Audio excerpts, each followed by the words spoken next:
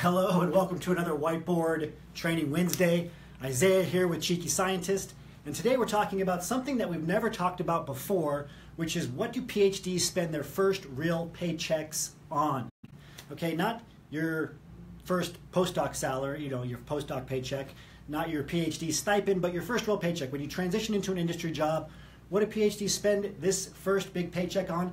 And it is quite a bit bigger than what you would obviously be paid in a training position such as a postdoc position or on your graduate student stipend.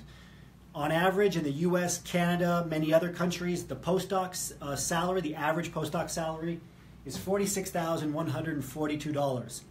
Can't even really be considered a salary because a postdoc, it's a training position. Now what most PhDs don't know is that the average salary for a PhD working in industry in these same countries, over $91,000. This is according to Science, the Journal of Science. $91,112 works out to $255 every single day. Every day, and that's for STEM PhDs.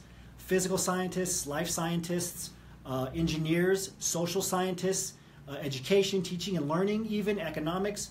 All of these PhDs, the average, over $91,000.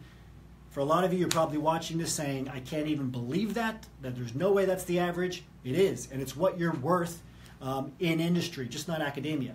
So, what do PhDs spend their first paychecks on when they start making this in terms of their salary? First and foremost, a celebratory dinner, right? Not a big surprise here. So, everyone who gets a job in our association, and we've had hundreds and hundreds and hundreds of PhDs come in, get hired. We do a post-transition call with them. And one of the things I always like to ask is, what'd you do to celebrate? And the answer 9 times out of 10 is, I went to dinner with family and friends. PhDs as a whole, we're not big on celebrating.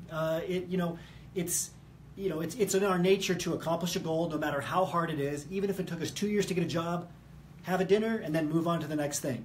Right? Think about what you did if you have your PhD now. What did your PhD celebration look like? Did you have like a not so good cake with people that were in your lab or with people that were with you in your class? Probably wasn't a big ordeal. Maybe you went out that night and that was it, right? Then it's on to the next thing. Either way, it's kind of a fun fact. That's what they spend some of their first money on, is that celebratory dinner. Number 2, moving expenses. Okay, moving expenses. Now you might think, why isn't the company paying for this? The company is paying for this, but because of taxes and regulatory reasons, they usually reimburse for moving expenses. Now we have a negotiation series in the association where we train PhDs to they should get a signing bonus. It should be a 5-figure signing bonus, as in $10,000 or more, in addition to your salary and in addition to the company covering your moving expenses. However, because those moving expenses are reimbursed, they're not just paid to you up front like a signing bonus is. Because of that reason, they're going to get reimbursed, but because of that reason, that's what PhDs will spend some of their first paycheck on.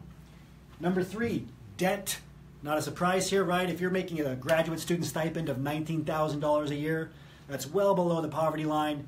You probably have accrued some credit card debt. Same if you're in a postdoc, right? A lot of people are in postdocs in big cities like Boston or Chicago, New York, or London, or Sydney, or wherever. It's expensive to live there. You've likely accrued some credit card debt. I remember when I went for my first interview, my first industry interview, I didn't have a sport coat like this. I had to buy one, I put it on my credit card, right? So we see a lot of PhDs paying off that debt, which feels good. Finally being out of debt, finally being able to move forward, not have to worry about those credit card bills.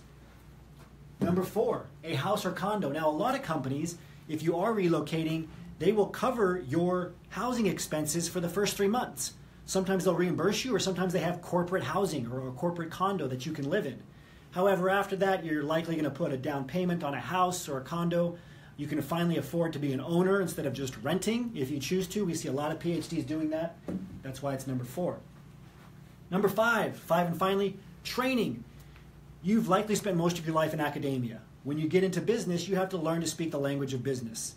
Even if you pass the site interview, you get a job offer, you get hired, that's great, but the interview's not over. You're still interviewing for the next 6 months at least, right? That's a critical time period where the company's going to decide to keep you on long term or to cut their losses and get rid of you, right? So you don't want to be seen as just another academic or just somebody who's going to be relegated to a lab bench forever. You got to learn to speak the language of business. Now the good news is a lot of companies have management tracks, like business tracks that you can get trained on, classes, courses. They have Sometimes they partner with third parties, and you can take these courses, in some cases for free. The company will cover them for you. Other cases, you have to pay a certain amount out of pocket.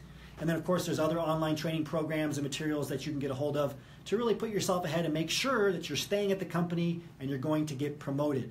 That's why this is number 5. We see a lot of PhDs spending on this, especially in the area of improving their business acumen, learning what organizational behavior means, really understanding economics, sales and marketing, etc. So hopefully this helps you understand what PhDs spend their first paychecks on, helps you understand what you're really worth in industry. And if you want to learn more about this, if you want to learn how to transition into an industry job yourself, go to PhDsGetHired.com. PhDsGetHired.com will send you our free ebooks on the top industry positions for PhDs like you, as well as our networking scripts ebook and our transferable skills ebook. Just go to PhDsGetHired.com now, and I'll see you next week with another Whiteboard Training Wednesday.